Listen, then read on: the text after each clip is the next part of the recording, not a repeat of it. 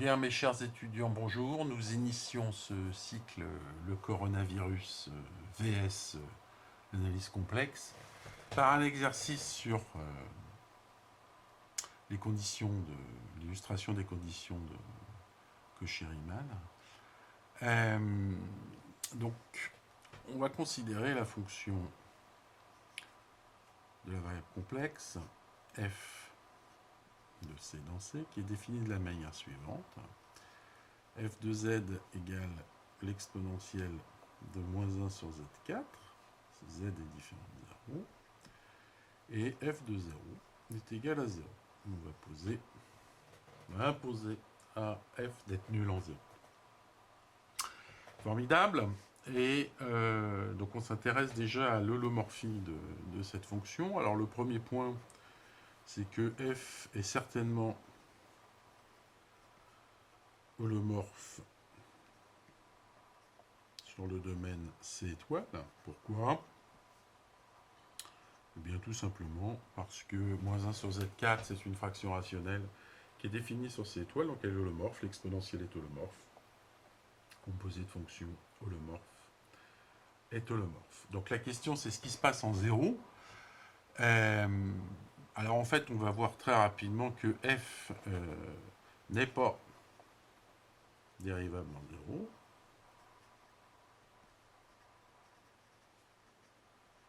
Car non continu, tout simplement. Et pour voir le fait que f n'est pas continu, eh bien, il suffit de considérer l'application. Donc je vais noter xi8 une racine primitive huitième de l'unité. Donc explicitement, je vais prendre celle-là, exponentielle pi sur 4. Et je vais considérer l'application qui a t réel à ceci, réellement nul, à ceci f de xi8 fois t. Et bien ça vaut exponentielle de 1 sur xi8 à la puissance 4, mais xi8 à la puissance 4, c'est moins 1, fois t, donc moins par moins, ça fait plus, ça me fait donc 1 sur t4. Et je constate une chose, c'est que ça, quand t tend vers 0, eh bien, ça tend vers plus l'infini. Donc ça tue la possibilité pour f de posséder une limite, parce que l'application qui a t donne xi8 de t, donc de r dans c, elle est continue. Donc si f était continu, c'est-à-dire si f possédait 0 comme limite, ou même tout simplement une limite, là ce qu'on montre c'est que f n'a pas de limite en 0, eh bien par composé, je devrais obtenir que f de xi8 de t tend vers cette limite, or ça tend vers plus l'infini. Donc conclusion, le domaine de l'homorphie, c'est C étoile tout entier, et puis en 0, bien, je ne suis pas dérivé. Bien, alors, maintenant, on va étudier les équations de Cauchy-Riemann. Et donc, pour ça, eh bien, on va poser z égale x plus y, avec xy qui appartient à R2, puisque ma fonction est définie sur C tout entier. Et je veux écrire f de z sous la forme p de xy plus iq de xy, avec P et Q, deux fonctions à deux variables réelles, à valeur réelle, donc c'est la partie réelle et imaginaire de la fonction f. Et le calcul, je vais le faire explicitement, parce que je sais ce que c'est que f de z. Donc je vais commencer par le point trivial, le point 0, 0. Et bien par définition, f de 0, c'est 0, donc je vois donc par, puisque ça c'est réel et ça l'est aussi, ça implique que P de 0, 0 égale Q de 0, 0 égale 0. Alors maintenant, je vais me donner XY, qui n'est pas vecteur nul, et je vais étudier, donc je suis, Z n'est pas le complexe nul, donc je peux utiliser cette formule-là. Et bien, je vais me poser la question de savoir ce que c'est que moins 1 sur Z4. Il y a moins 1 sur Z4, je peux aussi l'écrire moins Z bar à la puissance 4 sur ZZ bar, c'est-à-dire norme de Z au carré. Donc à la puissance 4, ça me fait norme de Z puissance 8. Et ça vaut donc, alors il me reste à expliquer ce que c'est que z bar à la puissance 4, ben ça c'est x moins y à la puissance 4. Et là, je peux utiliser ma formule du binôme de Newton qui me dit que ça, c'est x4. Alors, plus 4 fois ça au cube fois ça, c'est-à-dire moins 4i fois x cube y, plus 6 fois ça au carré fois ça au carré, mais moins i au carré c'est moins 1, donc ça me fait moins 6 fois x2 y2. Ensuite, plus 4 fois moins i au cube, mais moins i au cube, ça me fait i, donc plus 4i fois x y cube, plus y4. Et donc, bah après je regroupe partie réelle, partie imaginaire, donc je n'oublie pas que j'ai un signe moins ici. Donc ça me fait pour ma partie réelle, ça me fait moins x4 moins 6x2 y2 plus y4 sur, alors le module au carré c'est x2 plus y2 au carré. Donc là j'ai pris en considération ça, et ensuite eh bien je vais avoir moins par moins, ça me fait, oui, je peux factoriser par 4x y, donc moins 4i xy, et il va me rester x2.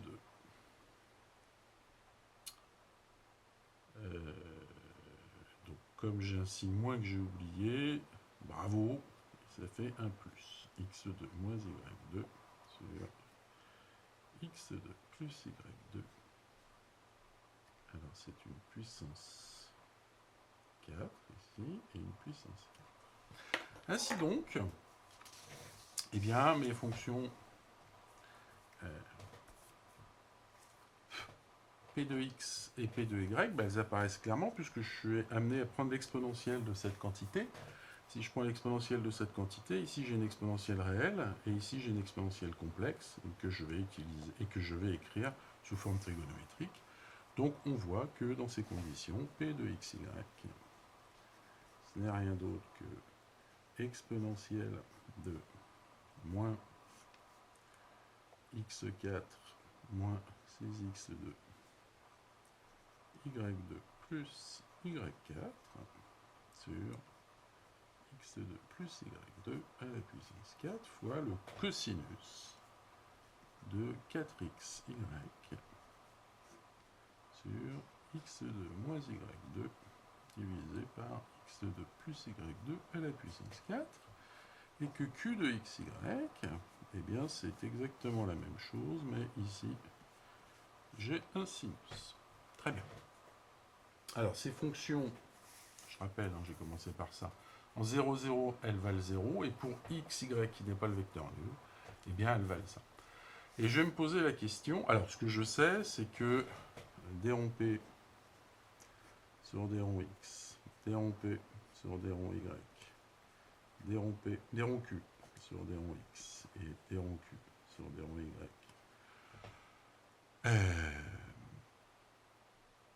existe sur R2 privé de 0, 0, et vérifie que d rond p sur d rond x, c'est d rond q sur d rond y, et que d rond p sur d rond y, c'est d rond q sur d rond x. Ça, c'est le théorème de Cauchy-Riemann qui me dit que puisque je suis holomorphe sur C étoile, eh bien, ma fonction vérifie les équations de Cauchy-Riemann. Bien, on va regarder ce qui se passe en 0, 0. Et donc pour ça, on va regarder si les fonctions dérivées partielles, elles existent en 0, 0. Alors je rappelle, on va commencer par Q, puisque c'est la plus simple de toutes. Je regarde ce que c'est que d rond Q sur d rond x en 0, 0. Eh bien, par définition, c'est la limite quand h tend vers 0, h réel, de q de h,0 moins q de 0,0 sur h moins 0. Limite du taux de variation dans la direction x. Mais si vous regardez bien la valeur de q de h0, vous voyez qu'à cause de la présence du y ici, eh bien, je vais avoir un sinus 0. Donc cette fonction est tout le temps nulle. Ça vaut tout le temps 0. Donc la limite existe bien et elle vaut 0. Si vous faites la même chose en y, vous voyez que ça va être la limite quand h tend vers 0, h appartient à r, de q de 0h moins q de 0, 0. Ce coup-ci, c'est x qui va valoir 0. Bien, toujours à cause de la présence du 4xy ici, le 4xy va être nul, donc le sinus va être nul. Donc cette fonction, elle aussi, vaut 0 tout le temps. Donc ma fonction q, elle possède des dérivées partielles en 0 dans la direction xy. Ça, il n'y a pas de problème. Alors on va regarder p. Alors, d rond p sur d rond x en 0, 0, ça vaut par définition la limite quand h tend vers 0, h appartient à r, de, alors je regarde mon taux de variation. Mon taux de variation, ça va être p de h,0 moins p de 0, 0, sur h moins 0. Bien, p de 0, 0, c'est 0. P de h0, bien vous voyez que si y vaut 0, le cosinus va être nul, donc le cosinus va avoir 1, donc il ne reste que l'exponentielle. Et donc ça va être la limite quand h tend vers 0. H appartient à R. 2. Alors, y vaut 0, donc ça tue ça, ça tue ça. Il me reste exponentielle de, alors, h4 sur h8, c'est-à-dire moins 1 sur h4 divisé par h. Et les théorèmes de croissance comparée vous disent que eh bien, l'exponentielle l'emporte sur la puissance. Donc ça, eh bien, ça tend vers 0. Conclusion, ma fonction d rond p sur d rond x est bien différenciable, eh bien, existe bien, pardon, en 0, 0, et elle vaut 0. Bien, maintenant, pour la direction y, eh bien, vous voyez que d rond p sur d rond y en 0, 0, c'est la limite de p de 0h moins p de 0, 0 sur h moins 0 quand h tend vers 0, h réel. Eh bien, ça, on va calculer explicitement ce que ça vaut. Bon, d'accord. Allez, fusillez mon truc. Voilà.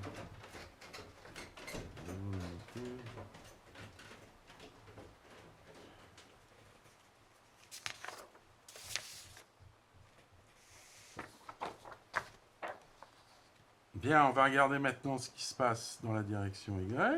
Alors, d rond p sur d rond y en 0, 0, par définition, c'est la limite quand h tend vers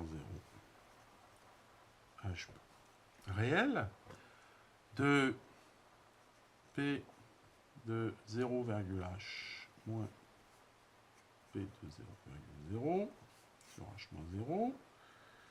Et donc ça, c'est la limite quand h tend vers 0, h réel, de... Alors, on reprend l'expression de... qui est où? On reprend l'expression de... Si, là, pardon.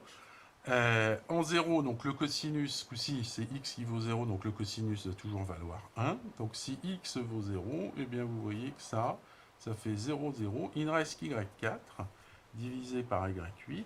Ça va donc me faire à nouveau exponentielle de moins a sur h4 divisé par h. Et ça, eh bien comme précédemment, ça va tendre vers 0.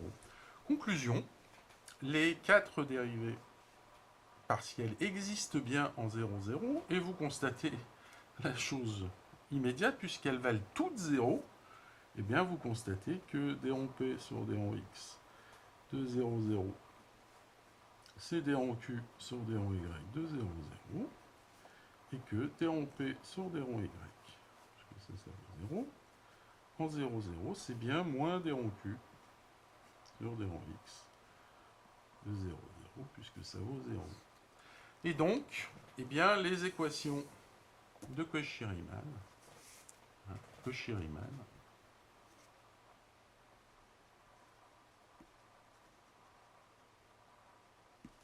elles sont vérifiées sur R2 tout entier. Bien, or, que dit le théorème?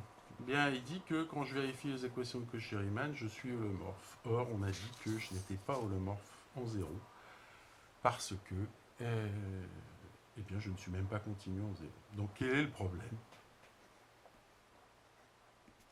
Eh bien, le problème, c'est qu'en analyse, il faut être extrêmement précis. Ce que dit le théorème ne dit pas du tout que si les équations de Cauchy-Riemann sont vérifiées sur R2, alors la fonction est holomorphe sur C. Le théorème de Cauchy-Riemann, il dit que si les applications P et Q sont différenciables et qu'elles vérifient les équations de Cauchy-Riemann, alors la fonction est holomorphe. C'est en fait une équivalence. Donc, pourquoi est-ce que tout ça reste bien cohérent? Eh bien, très probablement, ce qu'on peut en déduire, c'est que P et Q ne sont pas différenciables sur R2 tout entier. Et donc, je ne peux pas appliquer le théorème de Cauchy-Riemann, bien que j'ai des dérivées partielles. Alors, ce qui peut être gênant, c'est que si vous nagez un petit peu dans le calcul différentiel, pour vous, il doit sûrement y avoir confusion de être différenciable, posséder des dérivées partielles. Bon, alors ce qu'il faut retenir, c'est que si vous êtes différenciable, vous possédez des dérivées partielles, mais la réciproque est fausse, on vient de voir un contre-exemple. Bien, et vous devez quand même connaître un minimum une condition suffisante. La condition suffisante, c'est si vous possédez des dérivées partielles et que ces dernières sont continues, on dit que la fonction est classe C1, alors la fonction est différentiable. Donc ici, on pourrait d'ailleurs, en explicitant les dérivées partielles, montrer qu'elles ne sont pas continues. Mais ça ne serait pas suffisant pour autant. Vous pouvez très bien voir la différenciabilité que les dérivées partielles ne sont pas continues. Bref, cet exercice est calculatoire. Son intérêt réside dans le fait qu'il est un rappel sur la nécessité d'être rigoureux dans l'application des théorèmes en analyse complexe. Voilà, mes chers étudiants, je vous dis à bientôt pour d'autres exercices de variables complexes. Restez confinés chez vous, profitez de ce moment pour travailler un peu, pas comme vous faites pendant toute l'année. C'est le moment ou jamais de se mettre à bosser. Voilà, je vous dis à bientôt. Bye bye.